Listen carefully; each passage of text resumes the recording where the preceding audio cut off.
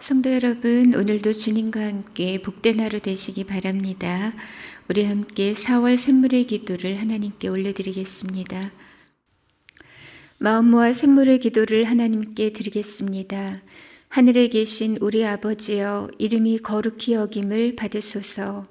하늘과 땅의 권세를 가지신 전능하신 하나님, 그 하나님께서 우리의 아버지가 되어주셔서 감사드립니다. 그리스도 안에서 입양해 주신 은혜를 기억하고 경외심과 친밀함으로 하나님께 나아가게 하소서. 아버지의 이름을 거룩히 여기는 하나님의 자녀 되게 하소서. 나라와 열방을 위해 기도합니다. 나라가 임하시오며 뜻이 하늘에서 이루어진 것 같이 땅에서도 이루어지이다. 왕이신 하나님, 하나님이 온 세상의 주인이심을 믿습니다. 이 나라의 위정자들이 하나님을 두려워하게 하시고 이 땅에 주님의 공의가 이루어지게 하소서. 우크라이나 백성을 긍휼히 여겨주시고 그 땅에 주님의 평화를 허락해 주소서. 수고하는 선교사들을 기억하여 주시고 각 선교지 가운데 주님의 뜻이 이루어지게 하소서. 목장을 위해 기도합니다. 오늘 우리에게 일용할 양식을 주시옵고 우리가 우리에게 죄 지은 자를 사하여 준 것 같이 우리 죄를 사하여 주옵소서. 우리의 필요를 아시는 하나님, 일용할 양식을 공급하시는 하나님을 신뢰하고 주신 물질을 어려운 지체들과 나눌 수 있는 넉넉한 마음을 허락해 주소서.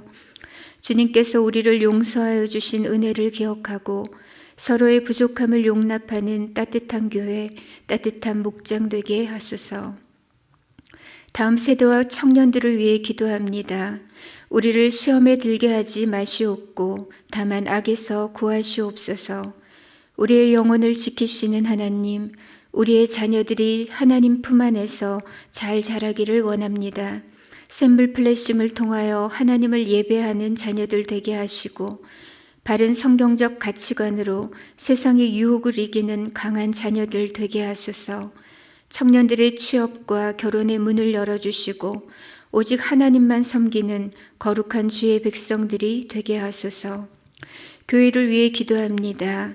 나라와 권세와 영광이 아버지께 영원히 있사옵나이다. 아멘. 찬양 받으시기에 합당하신 하나님, 존귀한 자녀답게 매일 아버지를 찬양하는 예배자가 되기를 원합니다.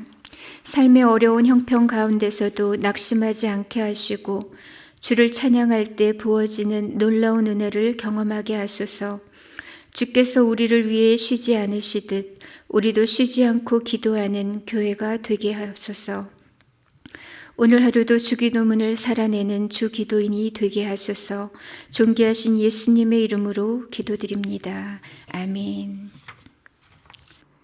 이제 하나님 말씀을 보겠습니다. 오늘 말씀은 사도행전 5장 12절에서 26절 말씀입니다. 사도들의 손을 통하여 민간의 표적과 기사가 많이 일어나매 믿는 사람이 다 마음을 같이하여 솔로몬 행각에 모이고 그 나머지는 감히 그들과 상종하는 사람이 없으나 백성이 칭송하더라. 믿고 주께 나오는 자가 더 많으니 남녀의 큰 무리더라. 심지어 병든 사람을 메고 거리에 나가 침대와 요 위에 누이고 베드로가 지날 때에 혹 그의 그림자라도 누구에게 덮일까 바라고 예루살렘 부근에 수많은 사람들도 모여 병든 사람과 더러운 귀신에게 괴로움받는 사람을 데리고 와서 다 나음을 얻으니라. 대제사장과 그와 함께 있는 사람 즉 사두개인의 당파가 다 마음에 시기가 가득하여 일어나서 사도들을 잡아다가 옥에 가두었더니 주의 사자가 밤에 옥문을 열고 끌어내어 이르되 가서 성전에 서서 이 생명의 말씀을 다 백성에게 말하라 하매 그들이 듣고 새벽에 성전에 들어가서 가르치더니 대제사장과 그와 함께 있는 사람들이 와서 공회와 이스라엘 족속의 원로들을 다 모으고 사람을 옥에 보내어 사도들을 잡아오라 하니 부하들이 가서 옥에서 사도들을 보지 못하고 돌아와 이르되 우리가 보니 옥은 든든하게 잠기고 지키는 사람들이 문에 서 있으되 문을 열고 본즉 그 안에는 한 사람도 없더이다 하니 성전 맡은 자와 제사장들이 이 말을 듣고 의혹하여 이 일이 어찌 될까 하더니 사람이 와서 알리되 보소서 옥에 가두었던 사람들이 성전에 서서 백성을 가르치더이다 하니 성전 맡은 자가 부하들과 같이 가서 그들을 잡아왔으나 강제로 못함은 백성들이 돌로 칠까 두려워함이라. 아멘. 오늘 말씀은 기사와 표적을 나타내시는 이유입니다. 계속해서 우리는 사도행전에서 나타난 초대교회의 모습을 살펴보고 있습니다. 오순절 성령 강림으로 태동한 초대교회는 이 땅 모든 교회의 이상적인 모델이자 원형교회가 됩니다. 초대교회는 부활하신 예수님을 증거하는 성령 충만한 교회였습니다. 그들은 한 마음으로 모여 기도했고 또 예수 이름으로 많은 표적과 기사를 행했습니다. 그러면서도 뜨겁게 사랑하고 구제하는 교회였고 불신자들에게는 두려움의 대상인 동시에 칭송의 대상이 되었습니다. 특별히 오늘 본문 12절은 이 초대교회 안에 수많은 기사와 표적들이 나타났음을 알려줍니다. 하나님은 왜 이토록 사도들과 교회를 통해 많은 기사와 표적을 보여주신 걸까요? 오늘 아침에는 그 이유를 살펴보고 우리와 한국교회를 위해서 기도하는 시간이 되면 좋겠습니다. 첫 번째로 주님께서 기사와 표적을 행하시는 이유는 하나님의 사랑을 보여주시기 위함입니다. 12절에 이렇게 말씀했죠. 사도들의 손을 통하여 민간에 표적과 기사가 많이 일어나매. 이렇게 하나님께서 표적과 기사를 많이 행하신 이유는 하나님 자신을 우리에게 보여주시기 위함이었습니다. 하나님에 대해 영적 감각을 상실한 우둔한 인생들에게 하나님은 가시적인 역사를 통해서 하나님 자신을 드러내시는 거죠. 그래서 표적과 기사를 통해 사람들은 하나님을 경험할 수 있게 되었고 또 어떤 분이신가를 깨닫게 되는 것입니다. 예수님은 이 땅에 오셔서 하나님 아버지의 일을 수행하셨습니다. 그것은 곧 프리칭, 티칭, 힐링 사역이었죠. 그래서 이 세 가지를 예수님의 3대 복음 사역이라고 말합니다. 이사야 선지자는 메시아의 사역에 대해서 이렇게 말한 바 있습니다. 이사야서 42장 7절에 네가 눈먼 자들의 눈을 밝히며 갇힌 자를 감옥에서 이끌어내며 흑암에 앉은 자를 감방에서 나오게 하리라. 예수님은 하나님 나라에 대해서 선포하시고 가르치셨습니다. 그리고 동시에 사망의 권세, 흑암에 앉아있던 백성들을 고치시고 자유케 하셨죠. 예수님의 모든 치유 사역의 기저에는 어둠과 절망에 갇힌 죄인들을 긍휼히 여기시는 하나님의 사랑이 있습니다. 사도들도 마찬가지였죠. 그들은 예수님의 승천 후에 성령을 받고 예수님의 담대한 증인들이 되었습니다. 그들은 계속해서 부활하신 예수님의 이름을 전파하면서 예수께서 행하셨던 그 사역을 그들도 똑같이 이어가게 됩니다. 예수님은 예전에 제자들에게 말씀하시기를 나는 이제 아버지께로 갈 것이지만 나를 믿는 자는 내가 하는 일을 그도 할 것이고 나보다 더 큰 일도 행할 것이라고 하셨습니다. 그 말씀대로 베드로와 요한은 성전 미문에 앉아 구걸하던 한 인생을 예수님의 이름으로 일으킵니다. 그 사람은 태어날 때부터 40년 동안 한 번도 걸어본 적이 없었던 사람이었죠. 베드로와 요한은 은과 금은 내게 없지만 내게 있는 나사렛 예수의 이름으로 일어나 걸으라고 말했고 그 순간 그 인생은 하나님의 긍휼을 잊고 온전케 되었습니다. 하나님께서 그 기적을 통해서 우리에게 보여주고 싶으신 것은 하나님의 마음입니다. 표적과 기사는 우리에게 하나님을 보여주고 하나님의 마음을 일러줍니다. 무엇보다 우리를 향한 하나님의 긍휼과 사랑을 보여주시는 거죠. 그래서 표적과 기사라고 쓰고 우리는 하나님의 사랑이라고 읽습니다. 표적과 기사는 우리를 향한 하나님의 긍휼인 것입니다. 두 번째로 주님께서 교회로 많은 기사와 표적을 나타내신 이유는 하나님 나라의 확장을 위해서였습니다. 오늘 본문에는 나면서부터 걷지 못했던 자가 걷게 되는 그 기적 외에도 또 하나의 기적이 소개되고 있죠. 그것은 감옥에 투옥되었던 사도들이 주의 천사의 도움으로 풀려난 것입니다.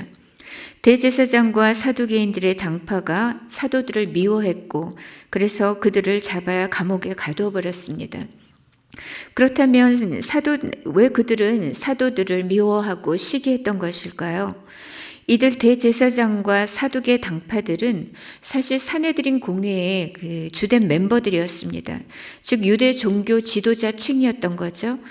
그들 가운데 특별히 사두개인들은 부활을 믿지 않았습니다. 그런데 사도들이 증언한 주된 내용이 뭐였는가 하면 바로 예수님의 부활이었거든요.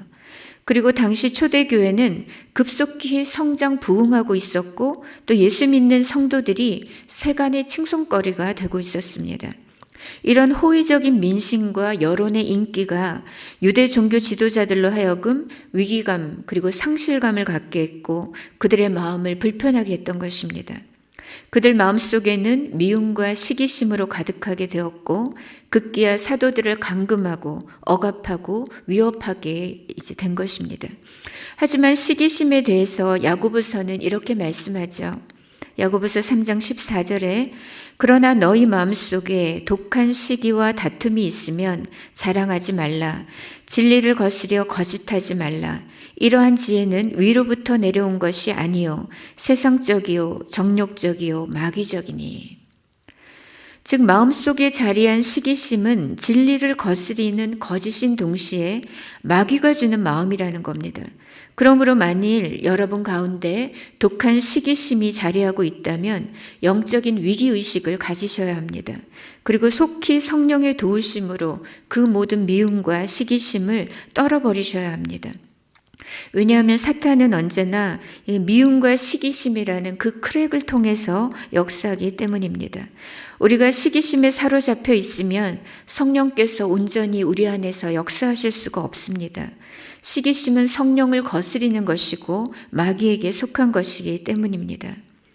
유대 종교 지도자들이 사도들을 시기해서 감옥에 가둔 사건은 사실 교회로서는 최대의 위기 상황이었습니다. 교회의 핵심 지도자들이 모두 잡혀버렸기 때문이죠. 대제사장과 사두개인들은 교회의 중추적인 멤버들을 가둬버리면 교회가 곧 사멸될 것이다 이렇게 생각했습니다. 그러나 성령의 역사로 교회는 그럼에도 불구하고 계속해서 성장하고 부흥되어 갔죠. 사탄이 가장 싫어하는 것, 또 가장 우려하는 것은 예수 이름으로 하나님 나라가 확장되는 것입니다. 교회의 부흥은 곧 사탄의 왕국이 무너져 내리는 것을 의미하니까요. 그래서 마귀의 사주를 받은 유대 종교 지도자들이 그토록 사도들의 입을 막아서 복음을 전하지 못하도록 했던 것입니다. 하나님께서 행하신 수많은 기사와 표적들은 이 땅에 이미 하나님 나라가 임했고 또 하나님 나라가 확장되고 있음을 보여줍니다. 성령의 기사와 표적은 사탄과의 영적인 전쟁에서 하나님 나라의 압도적인 승리를 보여주는 증거가 되었던 것입니다. 세 번째, 주께서 교회를 통해 기사와 표적을 많이 행하신 이유는 생명의 말씀을 전하기 위함입니다. 대제사장과 사두개 당파는 사도들을 잡아 투옥시켰죠. 그런데 19절 이하를 보면 주께서 보내신 천사가 밤에 옥문을 열고 그 사도들을 이끌어냅니다. 밖에는 여전히 경비병들이 지키고 있었음에도 불구하고 천사는 옥문을 열었고 모든 사도들을 무사히 밖으로 나오게 했습니다. 이 또한 하나님께서 행하셨던 놀라운 기적이었습니다. 나중에 유대 종교 지도자들이 감옥에 갇혀있는 그 사도들을 끌어오라고 했을 때 아랫사람들이 가보니까 감옥이 비어 있었던 거죠. 감옥 문도 그대로 잠겨 있었고 밖에서 지키는 사람들도 여전히 그대로였지만 정작 안에는 아무도 없었던 것입니다. 그렇다면 하나님께서 왜 이 같은 기적을 행하신 걸까요? 단지 사도들을 구출해내는 것이 유일한 목적이었을까요? 그것이 아닙니다. 20절 말씀을 보겠습니다. 가서 성전에 서서 이 생명의 말씀을 다 백성에게 말하라 하매. 주의 사자가 사도들을 구해낸 뒤에 이렇게 말씀한 거죠. 만약 사도들을 구출하고 그들의 신변을 보호하는 것이 궁극적인 목적이었다면 아마 천사는 지체 없이 그들을 멀고 또 안전한 곳으로 피신시켰을 겁니다. 그런데 지금 주의 사자가 이제 막 감옥에서 탈출한 사도들에게 뭐라고 말을 하냐면 성전으로 가라고 합니다. 저들의 위협과 핍박에 물러서지 말고 당당히 성전에 서서 생명의 말씀을 전하라는 겁니다. 왜냐하면 아직 구원받아야 할 하나님의 백성들이 그곳에 많았기 때문입니다. 주께서 교회를 통해 여러 표적과 기사를 나타내시는 이유는 생명을 구원하시기 위함입니다. 기적과 치유 자체가 목적이 아니라 그것을 통해 복음을 듣게 하고 예수 이름으로 구원케 하시려는 거죠. 그러므로 성령께서 일으키시는 기사와 표적에는 반드시 영혼을 구원하고 하나님의 영광을 수반합니다. 주께서 교회를 세우신 목적은 복음의 전진기지로 생명의 말씀을 전하도록 하기 위함입니다. 부활 승리하신 예수님이 교회의 머리가 되시기 때문에 그 어떤 음부의 권세도 교회를 무너뜨릴 수는 없습니다. 교회는 죄와 저주와 절망에 빠진 죄인들을 생명의 말씀으로 예수 이름과 성령의 능력으로 일으키라는 사명을 받은 것입니다. 지금도 예수께서 통치하시는 교회에는 기적과 치유의 역사가 나타납니다. 말씀과 기도로 무장된 교회는 지금도 성령의 초자연적인 역사를 경험합니다. 그러나 항상 모든 경우에 기사와 표적이 나타나는 것은 아닙니다. 왜냐하면 그 모든 기적의 주도권이 사람이 아니라 하나님께 있기 때문입니다.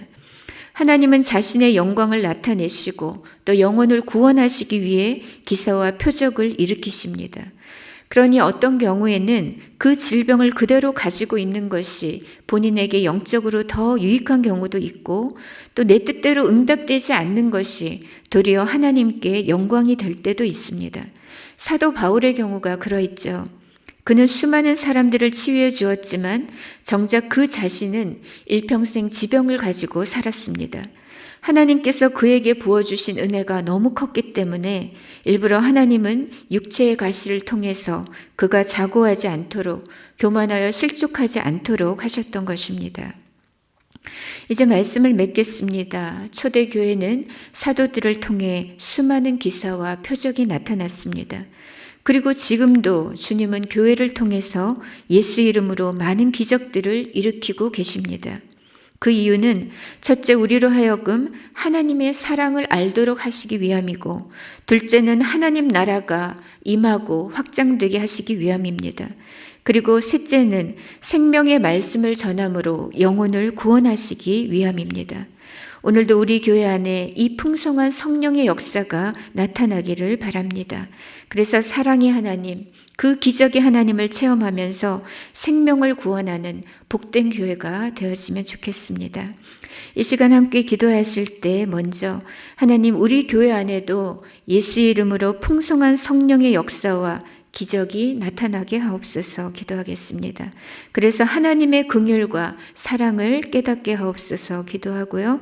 두 번째로 오늘도 복음으로 하나님의 나라가 이곳에 임하고 확장되게 하옵소서 기도하고요. 마지막으로 생명의 말씀을 담대히 전하여 오늘도 영혼을 구원하는 우리 샘물교회와 한국교회가 되기를 우리가 중보하고 개인의 기도 제목으로 하나님께 나아가도록 하겠습니다. 함께 기도하겠습니다.